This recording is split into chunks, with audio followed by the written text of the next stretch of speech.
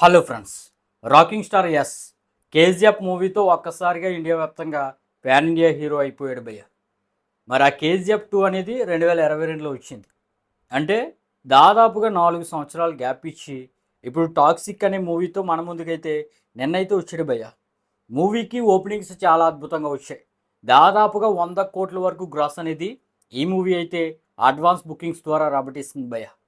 ఏ movie day 1 ఏకంగా 10,000 స్క్రీన్స్లో release అయింది. 500 కోట్ల వరకు బడ్జెట్ పెట్టారు. ఎంతో పెద్ద స్టార్ కాస్ట్తో ఈ మూవీ అయితే రిలీజ్ అయింది భయ్య.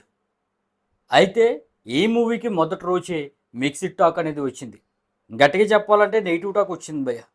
దాంతో డే 1 కలెక్షన్స్ పైన ఎఫెక్ట్ అయితే గట్టిగా పడింది భయ్య. ఎక్స్పెషల్లీ ఆఫ్లైన్ సేల్స్లో ఈ మూవీకి చాలా తక్కువ కలెక్షన్స్ అయితే వచ్చాయి. ఇందాకే మేకర్స్ పోస్టర్ అయితే రిలీజ్ చేశారు భయ్య. డే 1 పోస్టర్ 150 కోట్లు వచ్చినట్టుగా వాళ్ళైతే మెన్షన్ చేశారు.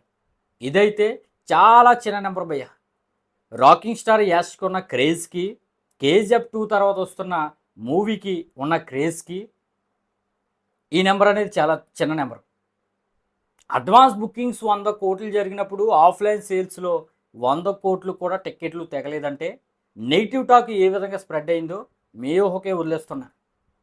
పోస్టర్ని పక్కన పెడితే భయ్య, అసలు ట్రేడ్ ప్రకారం ఈ మూవీకి స్టేట్ వైడ్గా ఎంత వచ్చిందంటే మన ఏపీ అండ్ తెలంగాణలో దాదాపుగా ఈ మూవీకి 20 కోట్ల వరకు గ్రాస్ అనేది వచ్చింది భయ్య. షేర్ వచ్చేసి 12 కోట్ల వరకు వచ్చింది. నైజాం నుంచి 6 కోట్ల వరకు షేర్ వచ్చింది.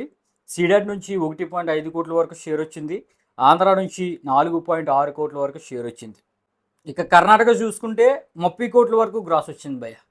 కర్ణాటకలో కూడా ఇది చిన్న నెంబర్ కింద చెప్పవచ్చు.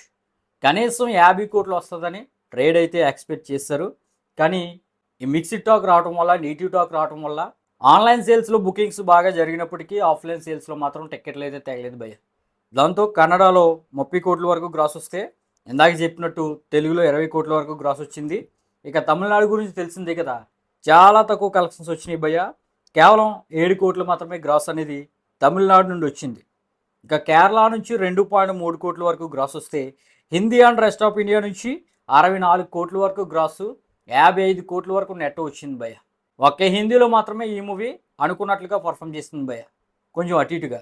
మిగిలిన అన్ని టెరిటరీలో కూడా ఈ మూవీ అయితే నిరుత్సాహపరిచిందని చెప్పవచ్చు.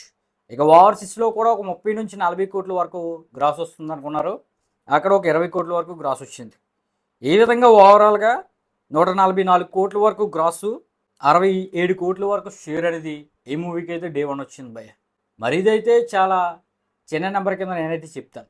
ఆన్లైన్ సేల్స్లోనే 100 కోట్ల వరకు అడ్వాన్స్ బుకింగ్స్ ద్వారా వచ్చేస్తే, ఇక ఆఫ్లైన్ సేల్స్లో ఎలా లేదన్నా ఒక 100 కోట్లు వస్తుందని నేనైతే అనుకున్నాను భయ్య. దానికి తోడు టికెట్ హైక్స్ కూడా చాలా గట్టిగా ఉన్నాయి కాబట్టి 100 కోట్ల వరకు వస్తుంది అనుకున్నాను. దాంతో 200 కోట్లు ఈ మూవీకి అయితే ఈజీగా రావాలి. అయితే మన ప్రెడిక్షన్లో 160 నుంచి 180 కోట్ల వరకు రావచ్చు అని చెప్పాను. ఇంకా నేను తక్కువ చెప్పాను.